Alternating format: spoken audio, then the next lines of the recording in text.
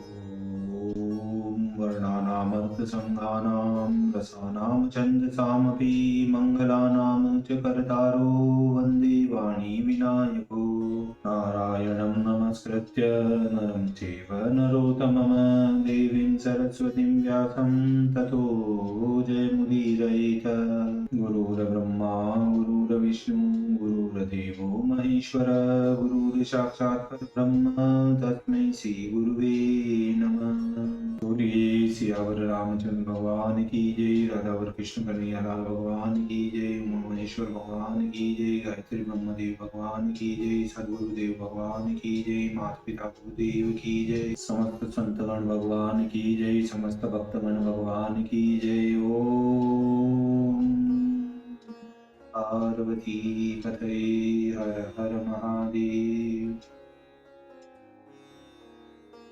तो मित्रों और आप सभी श्रीमद् भागवत कथा की श्रेष्ठ रसिक जन श्रोतागण, अब तक हमने श्रीमद् भागवत कथा की कथा को नियमित रूप से क्रमबद्ध रूप से श्रवण किया है, कीर्तन किया है, मनन किया है, भजन किया है। अब हम उसी क्रम में श्रीमद् भागवत कथा की 10वें स्कंद की 18वें अध्याय की ओर कथा को अग्रसर करते ही आप सभी श्रेष्ठ श्रोतागण प्रसिद्ध भगवान श्री राधा वल्लभ कृष्ण कन्हैया लाल के श्री चरणों में दृढ़ भक्ति रखते हुए कथा का श्रवण करें, कीर्तन करें, मनन करें, भजन करें। बोलिए राधावर कृष्ण कन्हैया लाल भगवान की जय। तो कहते हैं, 18वें ग्रीष्म से लक्षित सुखद वसंत, हरि की पाय सहाय कछु हतियो प्रलभ अनंत, हतियो प्रलभ अनंत। श्री सुखदेव जी महाराज कहते, हे नरेंद्र, हे परीक्षित, अग्नि का पान किए पीछे श्री वृंदावन विहारी मन में प्रसन्न होकर अपनी जाति के सब ब्रजवासियों को साथ लिए ब्रजवासी जिनके चरित्र गाते चले आते थे, ऐसे श्याम सुंदर गायों की समूह से शोभित ब्रज की ओर को बधारे। गायों के चराने के बहाने से अनेक प्रकार की माया करके दोनों भाई ब्रज में विहार करते थे। उसी अवसर में ग्रीष्म ऋतु आ गई। यद्यपि वह समय देहधारियों के लिए सुखदायक नहीं है, परंतु तो भी वह ग्रीष्म ऋतु भी वृंदावन के गुणों से वसंत ऋतु के समान जान पड़ती थी, क्योंकि जहाँ साक्षात श्री वृंदावन विहारी श्री कृष्ण चंद्र भगवान बलराम जी के साथ विराजते थे, फिर भी वहाँ वसंत न रहे, बड़े आश्चर्य की बात है। वहाँ तो सदा वसंत रहना चाहिए। वृक्षों पर 12 मास फल फूल खिलते रहे, त्रिविध ब्यारी झकोरती रहे, आमों की डालियों पर कोकिला कूकती रहे, भांति भांति के पक्षी मन भावनी सुहावनी बोलियां बोलते रहें, मोर शोर कर कर चारों ओर जिंगारते रहें और अनेक अनेक प्रकार की शोभा नित्य प्रति बनी रहें, तो क्या आश्चर्य है। क्योंकि जहाँ त्रिलोकीनाथ श्री कृष्णचंद्र वृंदावन विहारी विहार करें, वहां भी यह शोभा न हो तो फिर कहाँ होगी। जहाँ जल की झरनों का ऐसा गंभीर शब्द हो रहा था, उस शब्द के सामने जिंगरों का शब्द सुनाई नहीं देता था, और सदा झरनों की छींटों से हरे हरे वृक्षों के समूह से वृंदावन अत्यंत शोभायमान हो रहा था। वहां हरी हरी घास ऐसी शोभायमान जान पड़ती थी, मानो हरे मखमल का बिछोना बिछ रहा है। उस वृंदावन में कहार, कंज और उत्पल, ये जो भांति भांति के कमल हैं, उनकी सुगंध युक्त नदी, सरोवर, झरनों से स्पर्श करके जो ठंडी ठंडी पवन आती थी, उससे वृंदावन वासियों को ग्रीष्म की अग्नि और मार्तंड का प्रचंड ताप नहीं सताता था।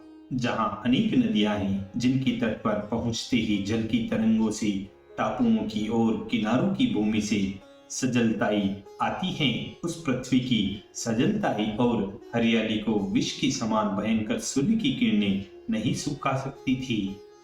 अनेक प्रकार के फूल जहाँ तहाँ फूल रहे हैं, नाना प्रकार के जीव जंतु पक्षी मीठी मीठी बोलियां बोल रहे हैं।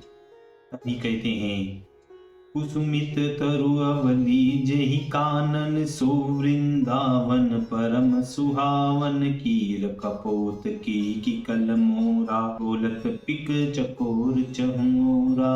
कोकिल चातक अति सुखदानी, मुनि मन हरण सरी का बानी। बिहरत ब्रजवन तिय सुत संगा, चरत नवीन तृण कुरंगा। मत मधुप तह कुंज निकुंजनि, भ्रमरी संग करत कल गुंजनि। वृंदावन समान नहीं दूजो, ताकि छवि नंदन नहीं पूजो। ताकि छवि नंदन नहीं पूजो, ताकि छवि नंदन नहीं पूजो।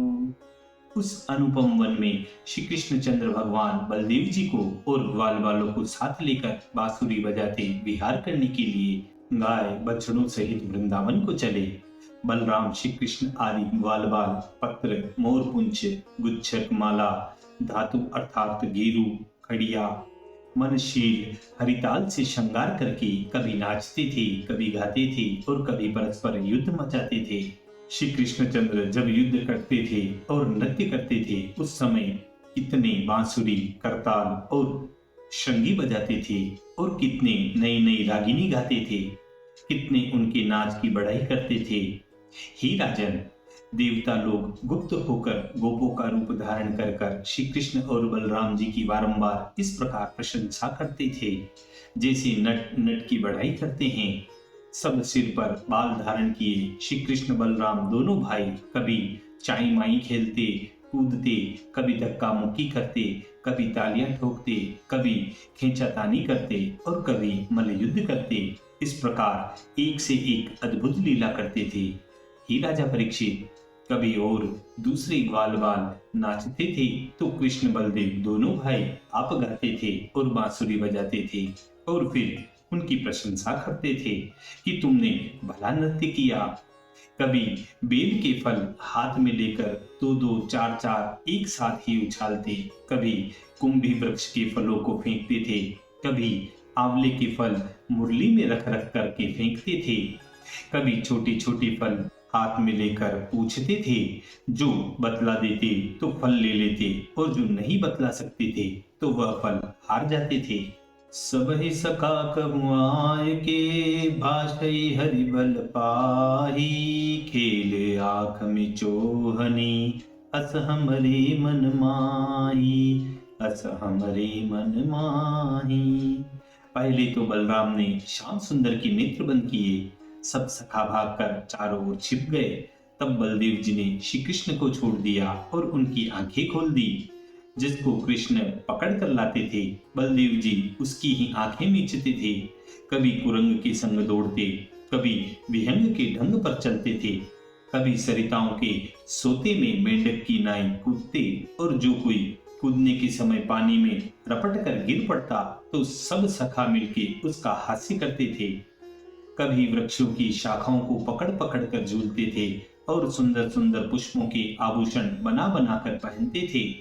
कोई कोई सखा कहते थे कि हे भाई, हमारी तो यह इच्छा है कि बलराम को तो राजा बनाए और घनश्याम को मंत्री बनाए और हम सब प्रजागण बने और श्री दामा आदि ग्वाल वालों को सिपाही बनाए और जो जो ग्वालिनी इस मार्ग को दधी लेकर निकले उनसे दान लेवें। इस प्रकार रामकृष्ण दोनों भाई जगत में जो जो खेल विख्यात हैं उन खेलों को खेलकर प्रसन्न होते थे। कभी यमुना जी में नहाते, कभी गोवर्धन जी की कंदराओं में घुस जाते, कभी कुंजों में विचरते फिरते थे, कभी वन में आकर छिप छिप कर विचरते, कभी सरोवर में जल विहार करते और कभी कमल कुमुदिनी के फूल तोड़ तोड़ कर कानों में पहनते थे। इस प्रकार दोनों भाई ग्वाल वालों के संग वृंदावन में गाय चराते थे। कृष्ण बलदेव की हरने के लिए कंस ने प्रलंबासुर को भेजा। उसने इनको सखाओं के साथ खेलता हुआ देख अपना रूप भी गोप का ही बनाकर इन ग्वालों में आ मिला। सर्वांतर्यामी भगवान श्री कृष्ण चंद्र ने जान लिया कि यह असुर आया है और अपने मन में उसके मारने की चिंता की, परंतु तो भी उसको मित्र बनाकर उसकी प्रशंसा की और कहा कि हे मित्र, आप भले खेल के समय आ गए। देखिए, यहाँ एक शंका आती है कि रावण आदि अनेक राक्षसों को भगवान ने मारा, परंतु किसी राक्षस के मारने में ऐसी चिंता नहीं की जैसी छोटे से प्रलंबासुर के मारने की चिंता की। क्या कारण है जो उसको मारने में इतनी भगवान ने चिंता की? तो इसके उत्तर में कहते हैं कि प्रलंबासुर की मृत्यु ब्रह्मा ने शेष जी के हाथ से लिखी थी कि तू शेष जी के हाथ से मरेगा और किसी दूसरे के हाथ से नहीं मरेगा। इस बात को भगवान भली प्रकार जानते थे और यह भी जानते थे कि शेष के मन में बड़ी दया है और उसके हृदय में नम्रता है। कदाचित दया करके शेष जी उसको न मारे और इस दुष्ट को मरना आवश्यक है, क्योंकि जो यह बच गया तो ग्वाल बालों को बहुत दुख देगा। इसलिए अधिक भगवान ने चिंता की। इस प्रकार इसका शंका का निवारण होता है। अब हम पुनः कथा की ओर चलते हैं, जहां कहते हैं, आप तो सब खेल जानते ही हो। फिर सब सखाओं को बुलाकर कहा कि हे मित्रों, हम बराबरी की दो टोली बनाकर खेल खेलेंगे। एक और बलराम प्रधाना, एक और भय श्याम सुजाना, दो और द्वैत होकर बनाए, आधे आधे दो दिशि आए, आधे आधे दो दिशि आए। बलराम और घनश्याम को दोनों टोलियों का मुखिया बनाया और सबको यह वचन पुकार कर सुना दिया कि जो जीते वह हारे की पीठ पर चढ़े और हारा हुआ उसको अपनी पीठ पर चढ़ाकर भांडीर वन तक उसी समय पहुंचा दे। इस प्रकार चढ़ने चढ़ाने वाले कई खेलों को प्रारंभ किया और परस्पर यह बात स्वीकार कर ली। इस प्रकार चढ़ते चढ़ाते गायों को चराते श्री कृष्ण अपने थोक को लेकर भांडीर वन में पहुंचे। हे राजन, जब बलराम जी की ओर श्री दामा और वृषभादिक जीत गए, तब श्री कृष्णचंद्र की ओर की उनको अपनी पीठ पर चढ़ा कर ले गए। भगवान श्री कृष्णचंद्र जब हार गए, तब श्री दामा को अपनी पीठ पर चढ़ाया, भद्रसेन ने वृषभ को चढ़ाया और प्रलंबासुर ने रोहिणी नंदन बलराम जी को अपनी पीठ पर चढ़ा लिया। जबकि उस प्रलंबासुर ने भगवान श्री कृष्ण को बलवान समझा, तो बलदेव को ही भांडीर वन की ओर को लेकर अत्यंत शीघ्रता सहित झपट कर चला गया। जब वह असुर पर्वत के समान बलदेव जी का भारी भार न उठा सका और पराक्रम उसका शिथिल हो गया, तब इसने अपना असुर देह धारण कर लिया। उस समय वह द्वितीय सुवर्ण के गहने पहने ऐसा शोभायमान दिखाई देता था, जैसा चंद्रमा सहित बादल में बिजली घटा में चंद्रमा। बलदेव जी के कानों के कुंडल कभी कभी दामिनी के समान दमक जाते थे। गले का दुपट्टा जो झटका खाकर नीचे को लटक गया था, वह ऐसा जान पड़ता था मानो इंद्र का धनुष तन रहा हो। गर्मी के कारण उनकी देह से स्वेद जो टपक रहा था, वह ऐसा ज्ञात होता था मानो आकाश से बूंद धारा पड़ रही हो। आकाश तक प्रकाशमान ऊंचे जिनके महाविकराल काल के समान लाल लाल नेत्र मानो तत्काल ही ज्वालाओं को लेंगे। महाभयंकर बाड़ी दाढ़ी मानो भरी हुई बरछी हैं। बाल तांबे के सदस्य लाल लाल भयकारी दोनों भुजदंड मानो ब्रह्मांड के तोड़ने वाले हैं। कानों में कनक कुंडल, मस्तक पर मुकुट की अद्भुत शोभा और उस असुर की मनोहर कांति देखकर हल मुसल के धारण करने वाले बलदेव जी अपने मन में कहने लगे कि यह कैसा गोप है, मेरा जी डरता है। पहले तो कुछ भय माना, परंतु पीछे सुध आ गई कि यह तो असुर हैं। फिर भय त्याग कर बलदेव जी ने जाना कि हमारे गोपों से अलग कर बलात्कार हमको यह लिए जाता है।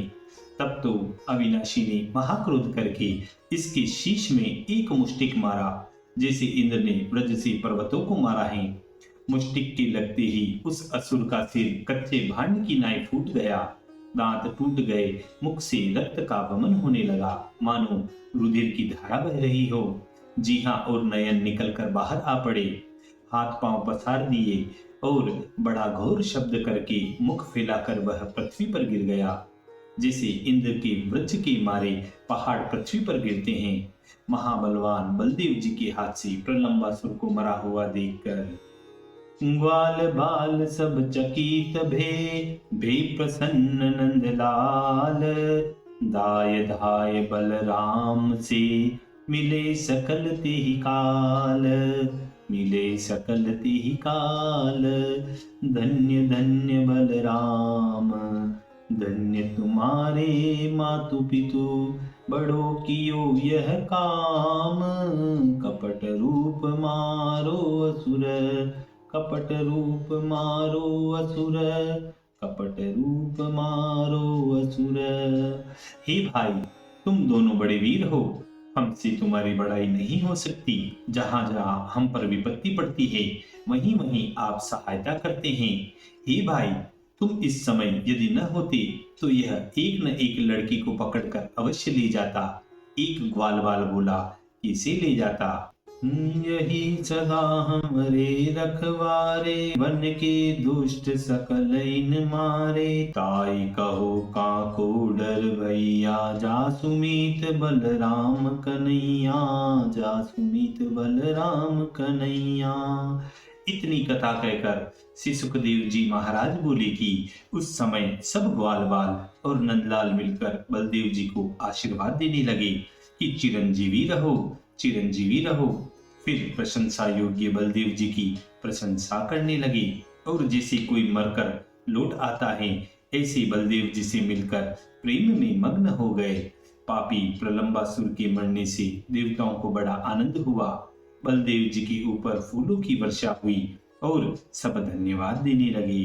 पुनियानंद अति पाय के, जीव गए जिन धाम, गोपन युक्त विरहन लगे, वृंदावन श्याम, वृंदावन बल श्याम। इसी मधुर संवाद के साथ श्रीमद् भागवत कथा के 10वें स्कंद के अष्टादशों अध्याय 18वें अध्याय की पूर्णता व समाप्ति होती है। बोलिए श्री कृष्ण कन्हैया लाल भगवान की जय।